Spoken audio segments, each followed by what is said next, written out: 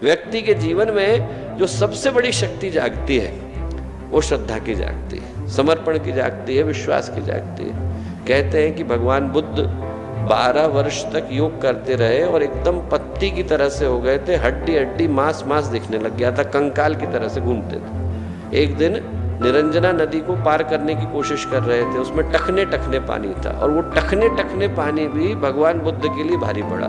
उस टखने टखने पानी में बहाव के साथ बह करके जाने लगे। बड़ी मुश्किल से पेड़ की जड़ों को पकड़ा, बाहर निकल करके आए। जब बाहर निकल करके आए तो भगवान बुद्ध के मन में एक विचार ये आया कि मैं भव सागर को पार करने की सोचता हूँ और एक छोटी सी क्षीण धारा निरंजना की वो पार नहीं कर पा रहा हूँ, अब मुझे क्या करना चाहिए। उन्होंने तुरंत सोचा कि मैंने कुछ पकड़ा हुआ है, उसको छोड़ने की आवश्यकता है। राजपाट छोड़ करके आए थे, पत्नी बच्चों को छोड़ के आए थे, पद छोड़ दिया था, प्रतिष्ठा छोड़ दी थी, पैसे छोड़ दिए थे, क्या छोड़ूं।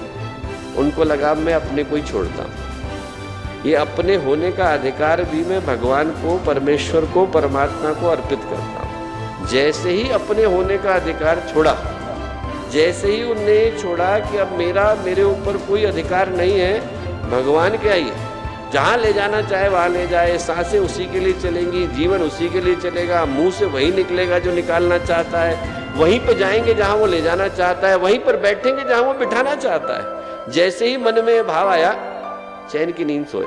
आप लोग सोच करके देखो कि एक दिन यदि आपके मन में ऐसा भाव आ जाए कि मेरे पास कुछ है ही नहीं, जो है वो भगवान का है, सब कुछ छोड़ दिया है, आपके मन में कितनी निश्चिंतता आ जाएगी।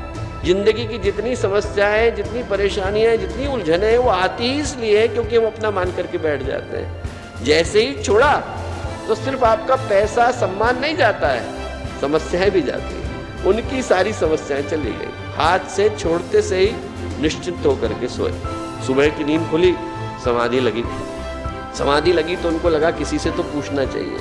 किसी से पूछ करके आते हैं कि ये मुझे जो लगा है, मुझे जो अनुभव हुआ है, क्या यह अध्यात्म का शीर्ष अनुभव है। तो किससे पूछे, गुरु तो थे नहीं। उनने तुरंत उनके पास में एक पात्र रखा था, उस पात्र को लिया और नदी के अंदर डाला और नदी से कहा चल तू ही उत्तर दे।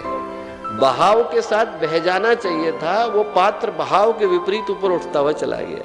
नदी ने संदेश दिया, उत्तर दिया। ये उत्तर दिया कि जो अपने को खो देता है वो भगवान का हो जाता है, जिसने अपने को गंवा दिया वो ऊपर उठने के लिए तैयार हो जाता है।